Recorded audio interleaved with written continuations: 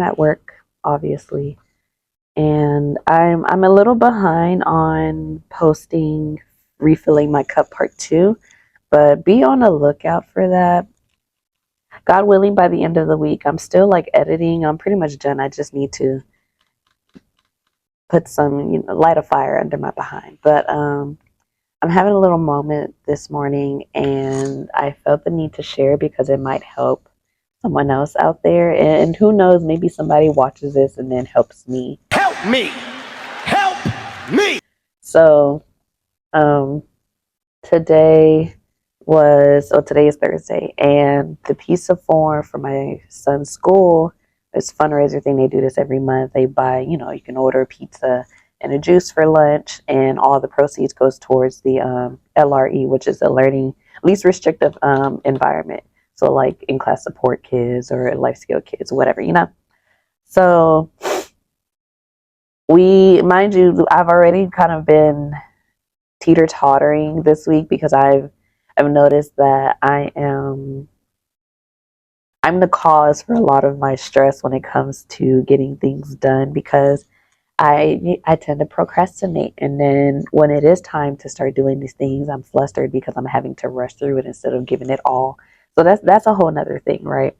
But we had just finished this project last night, and I'm having him go over his speech. I ended up just writing it on index cards. I was like, honestly, it's not even that deep. Just present it and be blessed, right?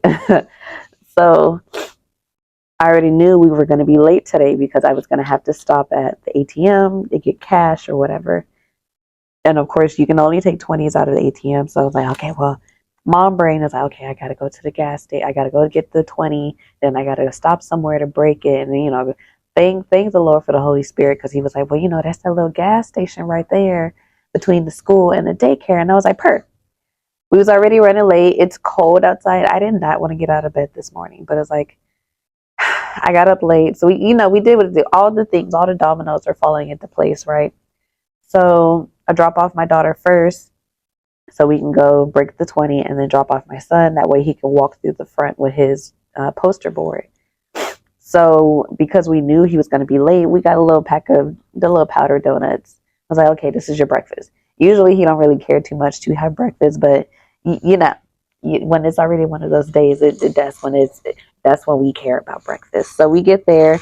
We're later than what we usually arrive when we're late, because if we're late, we're usually getting there between 7:30 and 7:35, and there's still time for breakfast.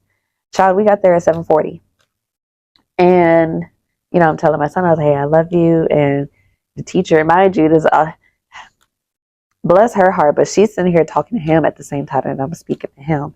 So he's starting to get a little flustered.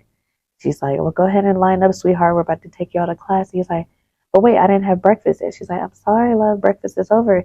So he's like, and I was like, Avon, that's why we got the donuts, because we knew we were going to be late, right? Yes, ma'am. Here goes the teacher. Now, she probably wasn't doing it on purpose, but me already feeling a certain way. I feel like it was intentional. She's like, well, mom, no, after a certain time, they can no longer eat. And I'm just sitting here like, okay, if you're not going to come to me to solutions, why are you speaking respectfully? So, of course, now my son starts crying. And I'm just like, it's okay, Avis. So now all of a sudden the teacher has solutions. It's, oh, well, let's see if we can find a guidance counselor so we can get you to go eat. And I'm just like, I was like, okay.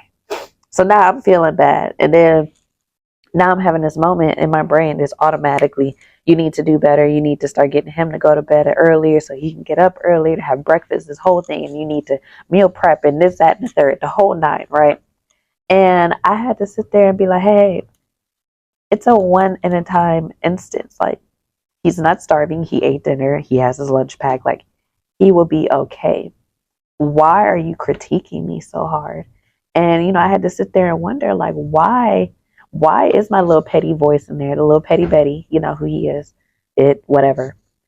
Why is it so quick to want to criticize at like the very smallest inconvenience in life? And why am I allowing it? Why am I feeding into it? So now I'm sitting here trying to go through my whole childhood, my whole upbringing, to figure out why I am the way I am. And I mean, of course, from relationships and the way people speak to you, the way you allow people to speak to you. that plays a part. But like, I've mostly healed, mostly. So I'm sitting here minding my business. I'm texting everybody and their mama, like trying to figure out what's going on. Mind you, I already just got over warfare like this past weekend. And I'm sitting in here because there's nobody in here. So I'm like, oh, thank the Lord. Like I can have a moment. So I'm still sitting here like piecing it all together. And Holy Spirit goes, and because, I'm like, I know I'm a good mom. Of course there's room for improvement, but like I'm a lot better than a lot of these parents that I see around this school, like bless their hearts, humbly. But I go, Holy Spirit goes, you're a good mom, but you don't believe it. Immediate tears. I'm like, he goes, there's a difference between knowing and believing. So now I'm just like, you could at least like hold my hand before like breaking that down on me. And I'm like, okay, I get it. And so I'm like, now I'm in a space of trying to determine I'm like, so I'm asking him, well, how do I believe? How do I believe in myself? And he's just like, well, when you're having those moments where you just reminiscing about life and the things that you came through and how you persevered, like, yes, you do a great job in focusing on me, like the Holy Trinity part in my life, but you also need to consider the Holy Trinity that's within you and give yourself some grace. And I've noticed that like I'm so quick to give other people grace because I'm like, well, I don't know their story. I don't know what's going on in their life, in their head. Like, that's why I'd be like, bless your heart. And I try to give folks the benefit of the doubt, but I don't give myself that same energy. And I don't know if it's because I know I can do better and like sometimes situations don't allow for it to happen, but it's like I'm recognizing that I'm in this space right now of having to give myself intentional grace. It was like, yes, you're not perfect. However, you not looking around here like some of these parents you don't see, child.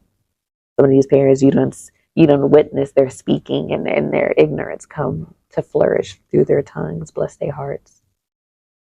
But yeah, if y'all have any ideas, any tips or whatever, I'm not gonna edit this because this was just like I said, a random spur of the moment. I'm just gonna post it and let the Holy Trinity take the wheel because there's a beauty in meticulously planning and editing and all this stuff and making it look grand, but I feel like in order to be authentic and be raw, it requires these types of moments of where you just record on demand and just post as is, and whoever it reaches, it reaches. It's not a matter of pleasing all of the masses because again, I already know I'm not everybody's cup of tea.